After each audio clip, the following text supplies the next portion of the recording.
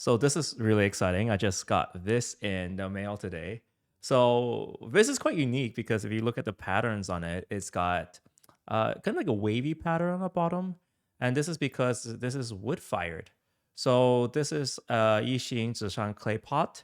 And because it's wood fired, it actually has a very unique texture. So I just want to talk a little bit about the wood firing process and kind of how it affects tea and how it affects the pot. So I'm just give you a close up on that. That's kind of how it looks. So this is a half handmade pot. So they do use a mold for this, and this is around 300 mil. So it's enough for like a large party. It's you can do it solo. It's kind of good for if you want to solo and you just want to put it in there for a long time, like mencha, where you just put it in for a long time if it's a dark tea, or if you want to do a light tea, you can take it out and then share it with friends. So that's kind of what this pot is good for. Now, what's interesting about pot, obviously, is that it's wood fired. So what they do is when they fire it, instead of using the electric ovens that go up to a certain temperature and it's very controlled, what they do is they use actual wood. So they burn the wood, and then the ash gets kind of dropped on over time. This one was fired for 5 days. So what they do is they fire it up for 3 days and then let 2 days of cooling. So kind of what happens is that the ash falls on and it kind of interacts with the clay, so it forms this pattern. A regular zisa just looks like this. So that's gonna just an example. Like if I block my face there, they can just see that. So it doesn't have any texture to it. So this would become shinier over time, but it doesn't have almost. I don't know if like for me it actually has a more metallic texture on this. Like it's almost like shiny as if someone painted silver over it. But there's a very big distinction where a proper wood fired zhixing pot doesn't actually have a layer of coating around it. It's a purely organic process where the natural ash just from the wood gets deposited. So there's no chemical spray on it or anything. What's also interesting is that inside it's actually regular tsusa. So the inside doesn't get affected as much. So what they do when they fire it, and you can see it on the sides of this. I'm not sure if you can see this. I'm gonna block my face here for a second. But what they do is they put the lid on, so there's only this little hole for the ash to fall inside, right? So if that falls inside, there's a little bit of ash interaction. But if you look at it inside, I'm not sure if you can see this very well. I'll probably need another angle.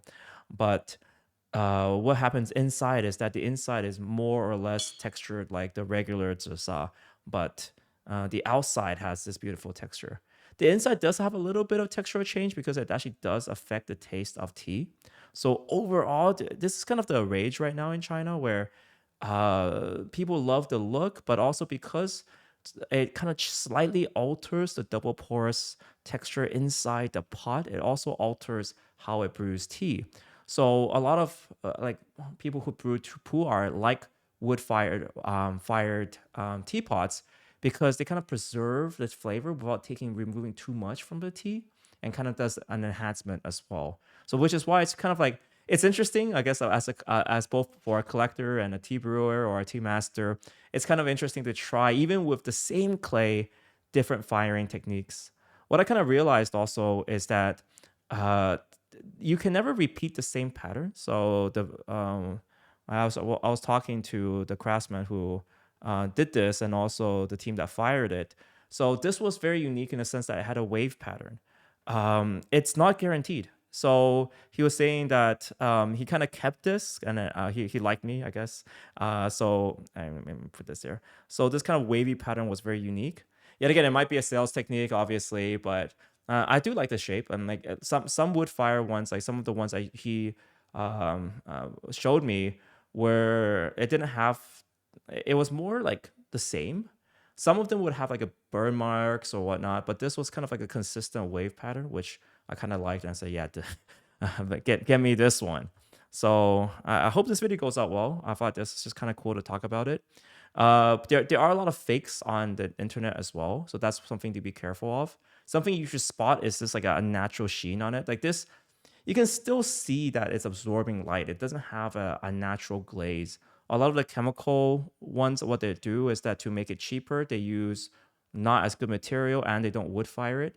The issue of wood firing is that it is quite energy intensive. It takes 5 days, right? So when they do it, they have to monitor it. They have to make sure temperature's right. So that's generally quite expensive. Like to wood fire something would maybe cost like $30 or $40, depending on where how big the pot is and where it is. There are more prime locations within the kiln, which will cost more. So that's why, generally speaking, if you're getting anything under $40, you're gonna run into a fake, right? And the fake ones, what they do is they spray something on it and then they fire it with the regular electric cone. And that's much cheaper because electric cones are much more controlled and just turn a dial and go. But the wood ones require time. There's also a lot of sensitivity as well. They can't always produce this. Um, Normally, I would say, like when it's raining or something, the weather also affects it. So good sellers will actually choose the best time to fire this to get the best effect. And yeah, no effect is guaranteed when it comes to something like this. Overall, I think this is the third one I have for wood fired ones. I was just interested in collecting these, and yeah, I just want to share with you guys and just share the wood firing technique. And I hope you guys can watch more. I'm really into Yixing pots recently. I bought from a lot of different vendors. I made a lot of mistakes, so I hope to share some of my experiences here. And just yeah, generally talk about this because I think no one else is talking about this on YouTube. So with that, guys, thank you guys so much for watching this video. I'll see you guys in the next one. Peace.